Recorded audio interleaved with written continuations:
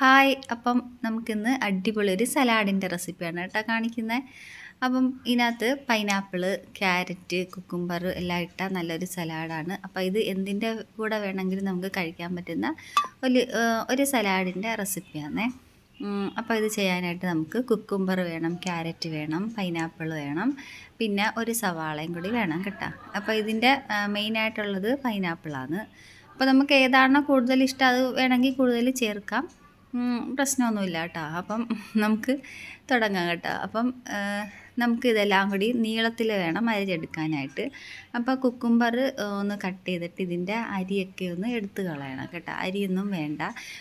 പിന്നെ ഇത് ചെയ്യുന്ന സമയത്ത് നമ്മൾ ഇതിനകത്തെ വെള്ളം കൂടുതലായി പോകും, അതുകൊണ്ടാണ് അരി എടുത്ത് കളയുന്നത്. അരി എടുത്ത് കളഞ്ഞതിന് ശേഷം നമുക്കിത് നീളത്തിൽ കട്ട് ചെയ്യാം. ഇപ്പം ഈ രീതിയിൽ ഒരുപാട് നീളം വേണ്ട, അതുകൊണ്ട് നമ്മൾ പകുതി വെച്ച് മുറിച്ചിട്ട് ഇതുപോലെ വീഡിയോ കാണുന്ന പോലെ നമുക്ക് നീളത്തിൽ കട്ട് ചെയ്തെടുക്കാം.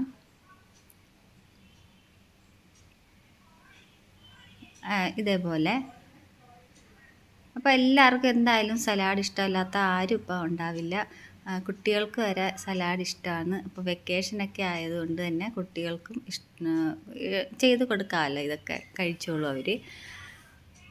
അപ്പം ഇത് രണ്ടും ഞാൻ കട്ട് ചെയ്ത് മാറ്റിയിട്ടുണ്ട്. അപ്പോൾ പൈനാപ്പിളും ഈ രീതിയിൽ തന്നെ ഒന്ന് നടുക്കുനിന്നൊന്ന് കട്ട് ചെയ്തിട്ട് ഇതുപോലെ നീളത്തിൽ കട്ട് ചെയ്തെടുക്കാം. അപ്പോൾ എല്ലാവരും വോട്ടൊക്കെ ചെയ്യാൻ പോയോ? ഞാൻ വോട്ട് ചെയ്തിട്ട് വന്നിട്ടാണ് ഈ വീഡിയോ എടുക്കുന്നത് കേട്ടോ. അപ്പം നമ്മളിതുപോലെ എല്ലാം കട്ട് ചെയ്തെടുക്കാം. ഇനി സവാള കട്ട് ചെയ്യണം കേട്ടോ. അതും നമ്മൾ വട്ടത്തിലാട്ടാണ് കട്ട് ചെയ്യുന്നത്. അപ്പോൾ ഇതിൻ്റെ മുകൾ ഭാഗം ഒന്ന് ഇതുപോലെ കട്ട് ചെയ്ത് മാറ്റിയിട്ട് നമുക്ക് ബാക്കിയുള്ളത് നന്നായിട്ട് കട്ട് ചെയ്തെടുക്കാം. അപ്പം നല്ല നൈസായിട്ട് നല്ല ഭംഗിയായിട്ടും കിട്ടും. അതുകൊണ്ടാണ് അങ്ങനെ വട്ടത്തിലരിഞ്ഞാൽ മതിയെന്ന് പറഞ്ഞത് കേട്ടോ. ഇനിയിപ്പം നമുക്ക് അപ്പം ഇതെല്ലാം അരിഞ്ഞെടുത്തിട്ടുണ്ടേ. അപ്പോൾ ഇതെല്ലാം നമുക്ക് ആവശ്യത്തിനനുസരിച്ച് കട്ട് ചെയ്തെടുക്കാം കേട്ടോ.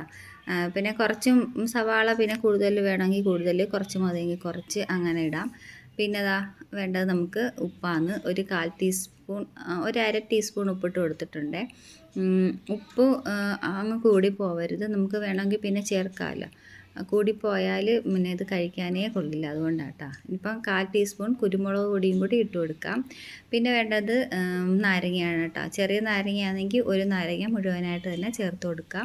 അപ്പോൾ ഇതിലും അളവ് കുറച്ചാണ് ഉണ്ടാക്കുന്നതെങ്കിൽ അരമുറിയൊക്കെ മതിയായിരിക്കും. അപ്പോൾ കുരു ഇല്ലാതെ നോക്കണം കേട്ടോ. കുരു വീണ് കഴിഞ്ഞാൽ പിന്നെ കയ്പ്പായിരിക്കും. പിന്നെ ഇപ്പം നമുക്ക് കൈ വെച്ചിട്ട് തന്നെ നന്നായിട്ടൊന്ന് ഞെരടിയെടുക്കാം കേട്ടോ. കുരുമുളകും ഉപ്പും പിന്നെ നാരങ്ങ നീരൊക്കെ നന്നായിട്ട് പിടിക്കുന്ന രീതിയിൽ തന്നെ നല്ലപോലെ ഞെരടിയെടുക്കാം. പിന്നെ കുരുമുളക് പൊടിയും ഉപ്പും കൂടുതൽ വാരി ഇടരുത് കേട്ടോ. ഇപ്പം നമ്മളിപ്പം പെട്ടെന്ന് മിക്സ് ചെയ്തിട്ട് കഴിച്ച് നോക്കുമ്പം ക്യാരറ്റിലൊന്നും ഉപ്പ് കാണില്ല. പിന്നെ കുറച്ച് കഴിഞ്ഞിട്ടായിരിക്കും അതിലൊക്കെ ഉപ്പ് പിടിക്കുന്നത്. അതുകൊണ്ട് ആദ്യം തന്നെ കുറച്ച് ഇട്ട് കൊടുക്കാവുള്ളൂ. കുരുമുളക് പൊടിയും അങ്ങനെ ഇട്ട് കൊടുത്താൽ മതി. കുരുമുളക് പൊടിയുടെ കുത്തൽ കാരണം പിന്നെ നമുക്ക് കഴിക്കാൻ വരത്തില്ല, അതുകൊണ്ടാണ്. അപ്പോൾ 1/4 ടീസ്പൂൺ മതി കേട്ടോ കുരുമുളക് പൊടി. അപ്പോൾ പൈനാപ്പിൾ എടുക്കുമ്പം നല്ല മധുരമുള്ള തന്നെ എടുത്തു, പ്രശ്നമൊന്നുമില്ല. പുളിയാകുമ്പം പിന്നെ ഭയങ്കര പുളിയായിപ്പോവും, അതുകൊണ്ടാണ്. അപ്പം മക്കൾക്കൊക്കെ ഇതുപോലെ അങ്ങോട്ട് ഉണ്ടാക്കി കൊടുത്താൽ അവരിരുന്ന് കഴിച്ചോളും. അപ്പം മക്കൾക്ക് മാത്രമല്ല ഹസ്ബൻഡിനൊക്കെ ഉണ്ടാക്കി കൊടുത്താൽ കൊള്ളാമല്ലോ, അടിപൊളിയാണെന്ന് പറയും വീട്ടിലുള്ള എല്ലാവരും. അപ്പം വീട്ടിൽ സ്റ്റാറാവുകയും ചെയ്യാം കേട്ടോ.